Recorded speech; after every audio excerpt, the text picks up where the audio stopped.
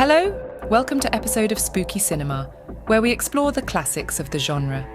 Today we're going to talk about one of the earliest and most influential vampire films ever made, Nosferatu, a symphony of horror directed by Friedrich Wilhelm Murnau in 1922.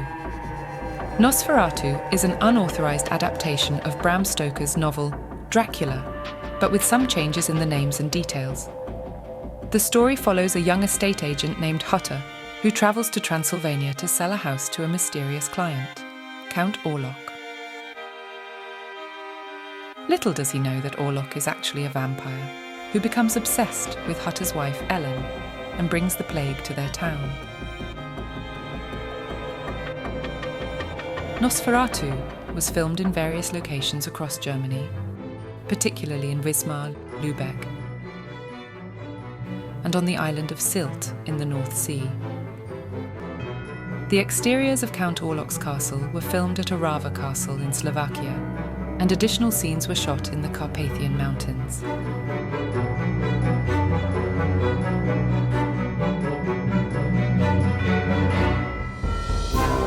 The vampire, played by Max Schreck, is not a charming aristocrat, but a grotesque creature with bat ears, rat teeth, and long claws. He is a symbol of death and disease, and his presence is always accompanied by shadows, rats, and coffins. The filming techniques employed by Murnau and his cinematographer Fritz Arno Wagner in Nosferatu were innovative for the time and contributed significantly to the film's haunting and expressionistic style. One of the most notable aspects of Nosferatu is its use of stark contrasts between light and shadow, a hallmark of German expressionism. This was achieved through careful lighting and the design of the sets, creating exaggerated and distorted shadows that contributed to the film's unsettling atmosphere.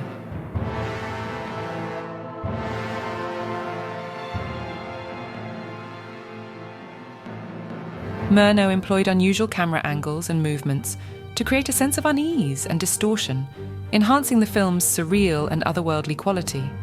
The film used varied camera speeds to create dramatic effects. For instance, scenes with Count Orlok moving eerily were achieved by undercranking the camera, resulting in a faster playback that contributed to his supernatural aura. Nosferatu features early examples of stop-motion animation, particularly in the scene where Count Orlok's coffin lid rises by itself.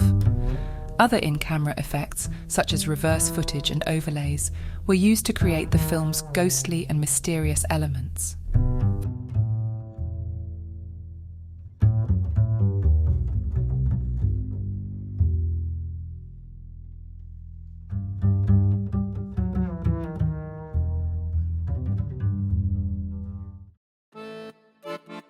Florence Stoker, the widow of Bram Stoker, author of Dracula, initiated a legal battle against Murnau and the producers of Nosferatu shortly after its release. The court ruled in her favour, recognising that Nosferatu had indeed infringed upon the copyright of Dracula, which was still valid at the time. The ruling was quite severe. It ordered that all copies of Nosferatu be destroyed. However, despite the court's decision, several prints of Nosferatu survived, some of which were found in other countries.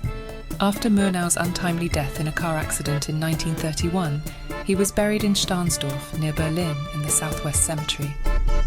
Years later, in July 2015, his grave was disturbed and his head was stolen. The theft was surrounded by speculation of involvement by individuals with an interest in the occult, due to the dark and supernatural themes of Murnau's films, especially Nosferatu. Despite the investigation, the perpetrators were never apprehended, and the head has not been recovered. This eerie incident added a layer of real-life macabre to Murnau's legacy, reminiscent of the gothic horror present in his work,